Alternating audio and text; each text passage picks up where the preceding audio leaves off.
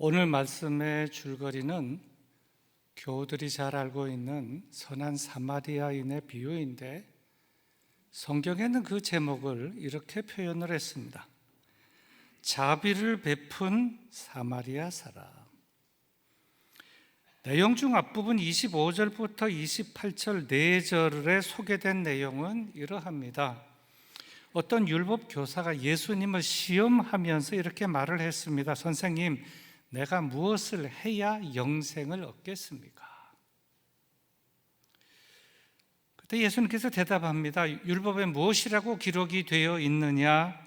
너는 그것을 어떻게 읽고 있느냐?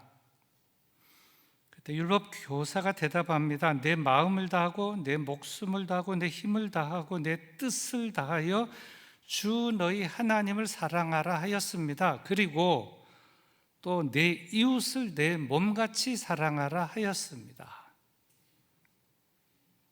예수님께서 대답합니다. 내 대답이 옳다. 그대로 행하라. 그러면 살 것이다. 이러한 내용입니다. 여기에 등장하는 이 율법 교사는 말 그대로 율법 공부를 많이 한 율법 전문인 뿐만 아니라 율법을 가르칠 수 있는 자격증도 딴 율법 교사, 율법 학자로 보여집니다. 그런데 이 율법 교사에게 있어서 좀 문제가 있지 않나 하고 생각이 되는 것은 예수님을 시험하면서 교묘하게 던진 질문에 있습니다. 질문은 누구나 할 수 있습니다. 몰라서 하는 질문이나 알고 싶어서 하는 질문은 뭐든지 오케이입니다. 그런데 이상한 질문, 교묘한 질문, 시험성 질문은 좋지 않는 마음이 다 드러나게 되기 때문에 바람직하지 않다는 것인데, 아니나 다를까 바로 그 다음에 문제는 일어났습니다. 그래서 이 율법 교사가 또다시 질문을 했는데, 그 질문이 문제성 질문이었고 시험성 질문이었다는 데 있었습니다. 그 질문은 이러했습니다. 그러면 내 이웃이 누구입니까? 질문을 하는 척 하면서 교묘하게 나를 시험을 하고 있구나. 율법 교사라고 하는 사람이 이웃이 뭔지 정말 몰라서 하는 질문이 아니라 뭔가 의도를 가진 질문이라고 밖에 생각이 들지 않는구만. 이러한 점은 29절 전체를 잘 읽어보면 금방 느낄 수 있는데, 29절의 전체 말씀은 이렇습니다. 그 사람이 자기를 옳게 보이려고 예수께 여짜오되 그러면 내 이웃이 누구니까 이해가 되십니까? 이 율법 교사가 예수님에게 질문을 하면서 맨 처음 질문할 때는 선생님, 내가 무엇을 해야 영생을 얻겠습니까? 이러면서 질문을 시작했지만 이제는 그의 본심을 드러냈는데, 그것은 29절 앞부분에 명시되어 있는 것처럼 자기를 옳게 보이려고 질문을 했다는 데 있습니다. 그러니 이 율법 교사의 두 번째 질문은 질문의 형태를 지니기는 했지만 그 질문은 순수한 질문이 아니라 자기를 옳게 보이려고 하는 의도성 질문이었다는 것입니다. 그러면 이 내용을 좀 더 깊이 들여다보기 위해서 다시 29절의 말씀을 보겠습니다. 그 사람이 자기를 옳게 보이려고 예수께 여짜오되 그러면 내 이웃이 누구니까? 이 질문 내용, 질문 주제를 보면 그 주제가 이웃입니다. 이웃. 내 이웃이 누구입니까? 물론 그가 이것을 몰라서 묻는 것은 아니고 자기를 옳게 보이려고 묻고 있는 것인데, 여러분이 질문을 보면서 어떤 것을 느끼시는 것입니까? 이 사람은 순수한 사람이 아니로구만. 이 사람은 순수하지 않다. 그런 느낌이 들지 않습니까? 왜 이런 생각이 드는가 하면 자기를 옳게 보이려고 하는 그 마음 때문입니다. 그러면 여기서 좀 더 깊이 생각해 볼 필요가 있는 것은 이 율법 교사가 생각하고 있는 이웃이라고 하는 개념과 옳게 혹은 옳음, 즉 정의, 공의, 이러한 개념들인데, 이러한 개념들이 그렇다면 서로 어떤 연관성이 있는가? 좀 어려운 것 같은데 저는 이렇게 생각을 합니다. 나는 이웃에 대하여 이런 생각이 있다. 이웃에 대한 정의, 이웃에 대한 공의, 이웃에 대한 공평 등등등, 이렇게 말하면 사람들이 저 율법 교사는 참으로 대단한 사람이로구나, 참으로 훌륭한 사람이로구나, 훌륭한 지도자, 까미로구나, 이렇게 생각하거나 존경하지 않을까, 이러한 생각에서, 이러한 저의에서 이웃이라고 하는 개념과 옳게 보이려고 하는 개념을 섞어서 질문을 하지 않았나, 이렇게 추측해 볼 수 있다는 것입니다. 근데 여기서 참으로 중요한 것은 그의 생각은, 그의 관심은, 그가 날마다 애쓰며 추구하고 사는 것은 그저 사람들의 관심, 사람들의 평판, 그래서 내가 어떻게 보일까 사람들에게, 사람들은 나를 얼마나 인정하고, 사람들은 나를 얼마나 따르고, 사람들은 나를 얼마나 지지해 줄까, 이런 데에만 관심이 있는 것이지, 이웃이 정작 필요로 하는 것, 즉 위로가 필요하고 돌봄이 필요한 그 실제적인 것에는 정작 자기에게는 구체적 관심이 전혀 없는 그런 사람이었기 때문에 그렇게 물었고 그런 식으로 질문했다는 것입니다. 이것을 보면 이웃이라고 하는 개념에 대하여 좋은 이웃이 된다고 하는 것이나 선한 이웃이 된다는 것, 그리고 어려움을 당한 이웃에 대하여 선한 사마리안인처럼 된다는 것은 참으로 어려운 것이고 쉽지 않은 것일 뿐만 아니라 가장 중요한 것은 이웃이라고 하는 개념에 대하여 접근하고자 하는 그 사람 마음의 동기가 순수해야만 하는 것이지, 동기가 순수하지 않으면 결코 좋은 이웃은 될 수 없다는 것입니다. 그런데 저는 이 율법 교사가 예수님과 대화하다가 이렇게 바꾸어서 만일 질문을 했더라면 어떠했을까 하는 점도 생각을 해보게 되었습니다. 이 율법 교사가 정신을 차리고 새로운 마음으로 좋은 이웃이 되고자 예수께 여짜오되, 선한 이웃이 되고자 예수께 여짜오되 내 이웃이 누구입니까? 이렇게 질문했더라면 예수님께서 이 율법 교사를 크게 칭찬하시고 축복해 주시지 않았을까, 이렇게 생각한다는 것입니다. 예수님께서는 일찍 이렇게 말씀하신 적이 있었습니다. 마태복음 6장 1절입니다. 사람에게 보이려고 그들 앞에서 너희 의를 행하지 않도록 주의하라. 그렇지 아니하면 하늘에 계신 너희 아버지께 상을 받지 못하느니라. 많은 지도자들이 사람에게 보이려고, 말하자면 쇼하듯이 정말 국민을 사랑하고 어려운 사람들을 사랑하고 시장 사람들을 사랑해서 그 현장을 찾는 것이 아니라 쇼하듯이 그렇게 다니는 사람들이 얼마나 많이 있습니까? 종의 마음이라고 하는 책이 있습니다. 저자는 토미 테니와 데이빗 케이프라고 하는 두 사람이 쓴 공저입니다. 그런데 이 책의 부제가 흥미롭습니다. 위대함에 이르는 하나님의 비밀, 이것이 부제입니다.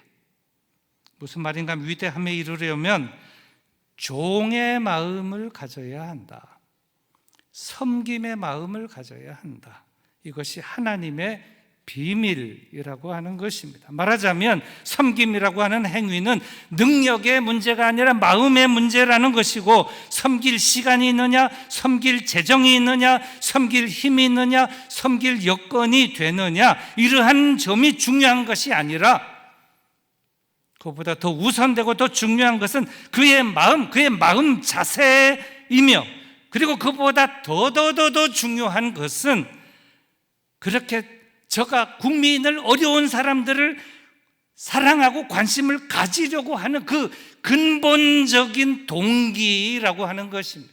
근본적인 동기. 그것이, 그 섬기려고 하는 마음이, 여기저기 시장바닥을 훑고 돌아다니려고 하는 그 마음이 진실로 종의 마음인가, 진정으로 섬기려고 하는 마음인가, 섬기려고 하는 그 마음에서 출발한 동기가 거기에서 출발한 것인가, 이 점이 가장 중요하다는 것입니다. 아니면 다 쇼일 뿐이라는 것이죠. 예수님께서는 이 모든 것을 다 아셨습니다. 그래서 율법 교사에게 이렇게 말씀하셨습니다. 그것이 30절부터 마지막 37절의 말씀인데 제가 좀 빨리 읽어보겠습니다. 예수께서 대답하여 이르시되 어떤 사람이 예루살렘에서 여리고로 내려가다가 강도를 만나며 강도들이 그 옷을 벗기고 때려 거의 죽은 것을 버리고 갔더라. 마침 한 제사장이 그 길로 내려가다가 그를 보고 피하여 지나가고 또 이와 같이 한 레위인도 그곳에 이르러 그를 보고 피하여 지나가되 어떤 사마리아 사람은 여행하는 중 거기 이르러 그를 보고 불쌍히 여겨 가까이 가서 기름과 포도주로 상처에 붓고 싸매고 자기 짐승에 태워 주막으로 데리고 가서 돌보아 주니라. 그 이튿날 그가 주막 주인에게 데나리온 2를 내어주며 이르되 이 사람을 돌보아 주라. 비용이 더 들면 내가 돌아올 때 갚으리라 하였으니 내 생각엔 이 세 사람 중에 누가 강도 만난 자의 이웃이 되겠느냐? 이르되 자비를 베푼 자니이다. 예수께서 이르시되 가서 너도 이와 같이 하라 하시니라. 이 말씀은 율법 교사에 대한 예수님의 처방입니다. 비유를 통한 처방입니다. 비유를 다 말씀하시고 나서 예수님께서는 그 율법 교사에게 되물었습니다. 되물은 질문이 중요합니다. 누가 강도 만난 자의 옳은 이웃이냐 이렇게 묻지 아니하시고 누가 강도 만난 자의 이웃이 되겠느냐 이렇게 물으셨다는 점인데, 이렇게 물으셨다는 그 내용이 참으로 중요합니다. 사실 예수님의 이 질문에는 아주 중요한 점이 들어있습니다. 그 중요한 점이 무엇인가 하는 점을 발견하는 것이 또한 중요한데, 그러기 위해서 예수님의 이 비유 끝에 하신 마지막 질문을 다시 한 번 더 보도록 하겠습니다. 36절입니다. 내 생각에는 이 세 사람 중에 누가 강도 만난 자의 이웃이 되겠느냐? 여러분, 이 질문에서 무엇이 가장 중요하다고 생각이 되십니까? 그것은 생각이라고 하는 단어입니다. 내 생각에는 이 세 사람 중에 누가 강도 만난 자의 이웃이 되겠느냐? 이웃에 대하여 생각을 좀 해봐야 된다. 생각 없이 말하지 말고, 생각 없이 돌아다니지 말고 생각을 좀 해봐라 하는 것입니다. 어떻게 해야 내가 이웃에게 옳게 보이겠는가가 아니라 어떻게 해야 내가 이웃에게 진정한 도움을 줄 수 있겠는가, 어떻게 해야 내가 이웃에게 진정한 이웃이 될 수 있겠는가, 이러한 생각을 하고 나아가야 이웃에게 좋은 도움을 줄 수 있게 되는 것이고, 그래서 내가 이웃에게 좋은 이웃도 진정될 수 있다는 것입니다. 말하자면 생각을 해봐라. 조금만 더 생각해 보면 길이 있고 답도 있고 도움도 줄 수 있고 좋은 친구, 좋은 이웃도 될 수 있기에 생각을 해보라는 예수님의 말씀이라는 것입니다. 그렇다면 예수님께서 왜 이렇게 생각에 대하여 말씀을 하시는 것일까요? 생각, 그것은 36절 바로 그 다음 구절인 37절 말씀을 보면 알 수 있습니다. 이 율법교사가 처음엔 예수님을 시험하려고 질문했다가 다음엔 자기를 옳게 보이려고 질문을 했는데 이제 생각을 좀 해보고 나서 대답을 하게 되었더니 이 율법교사의 입에서 놀라운 대답이 튀어나왔다는 것입니다. 37절 앞부분을 보면 이렇게 나와 있습니다. 이르되 자비를 베푼 자니이다. 놀랍지 않습니까? 이러한 대답이 누구의 입에서 튀어나왔는가 하면 시험성 질문을 했던 그 율법 교사의 그 입에서, 자기를 옳게 보이려고 했던 그 율법 교사의 입에서 이러한 대답이 생각을 좀 했더니 튀어나왔다는 것입니다. 그런데 예수님께서는 차분하게 그 다음에 정말 가장 중요한 말씀을 마지막에 하셨는데, 그 맨 마지막 말씀 본문 37절 뒷부분으로 제가 읽어보겠습니다. 예수께서 이르시되 가서 너도 이와 같이 하라. 가서 너도 이와 같이 하라. 예수님께서 하신 이 말씀은 의도성이 있습니다. 그 의도성이 무엇이라고 생각하십니까? 그것은 사람이나 이웃이나 백성을 이용해 먹으려고 하는 사람이 아니라 진정으로 섬기려 하고, 그래서 진정으로 좋은 이웃이 되려고 하는 사람은 이웃의 입장을 먼저 생각해 보아야 하고, 이웃을 이해하려고 해야 하고, 이웃이 원하는 것이 무엇일까 그 점에 대해서 건성으로서가 아니라 진정으로 조금만이라도 생각해 보기만 하면 답은 저절로 나오게 된다는 그러한 말씀이라는 것입니다. 얼마나 힘들까? 이 코로나 시대에 얼마나 어려울까? 얼마나 괴로울까? 어떤 도움을 원할까? 이렇게 생각하고 이렇게 접근을 해야 한다는 것입니다. 그런데 이 율법 교사의 마음과 태도는 이와는 달랐고 완전히 딴판이었다는 것입니다. 말하자면 이렇습니다. 저 사람을 내가 찾아가면, 저 어려운 사람들을 내가 투어하면서 쭉 돌아보면 저들이 나에게 어떤 도움을 줄까? 나에게 어떤 유익이 될까? 이렇게 자기중심적으로만 생각했다는 것인데, 이러한 관점, 이러한 생각을 바꾸어야 한다는 것입니다. 사실 예수님께서 비유로 들은 제사장, 레위인, 이들은 당시 존경받는 사람들이었고 최고 위치에 있는 사람들이었습니다. 말하자면 저들은 마음만 먹으면 어려움을 당한 사람을 실제적으로 도와줄 수 있는, 구체적으로 도와줄 수 있는 그러한 위치에 있는 사람들이었다는 것입니다. 하지만 그들은 어려운 사람들을 도와주지 않고 지나쳤고 그냥 지나가고 말았는데, 이유는 저들이 어떤 사람들이었느냐? 자기중심적인 사람들, 자기만 생각하는 사람들, 그런 사람들이었기 때문에 지나가고 지나치고 말았다는 것입니다.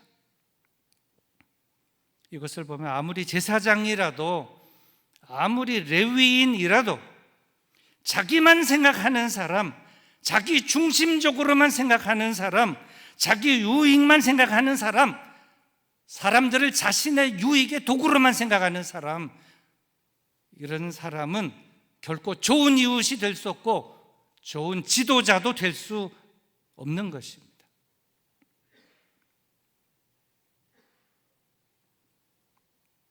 바로 이러한 점이 이 시대 모든 지도자들에게, 또 모든 정치가들에게, 또 모든 백성, 모든 성도들에게 주시는 하나님의 말씀이라고 생각합니다.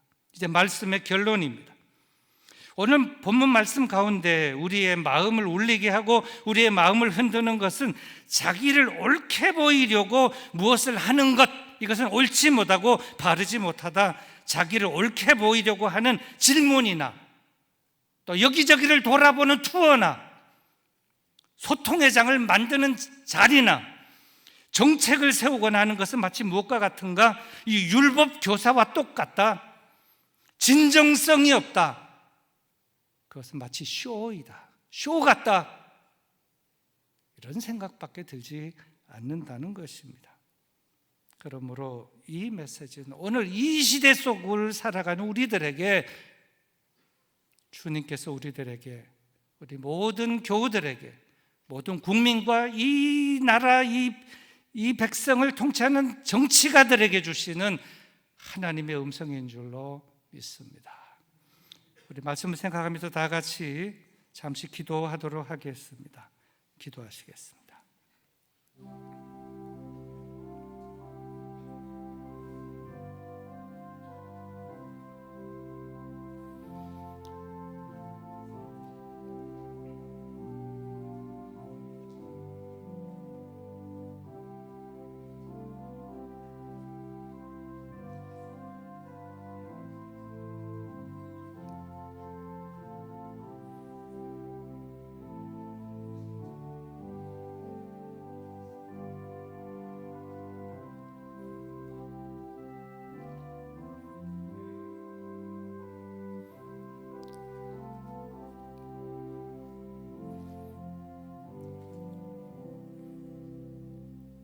하나님 아버지, 이 시대 속에서 오늘 귀한 말씀을 주시니 감사합니다.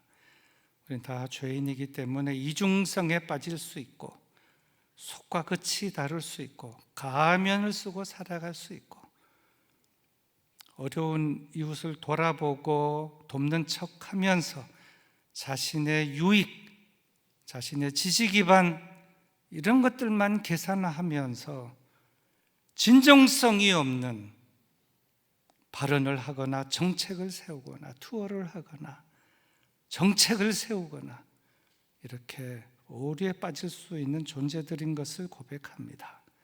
주님, 진실하게 하시고 진정성이 있는 말, 진정성이 있는 정책, 진정성이 있는 행위, 그래서 우리가 진정 좋은 이웃, 좋은 국민, 좋은 지도자 다 되게 하여 주시옵소서. 예수님의 이름으로 기도드리옵나이다.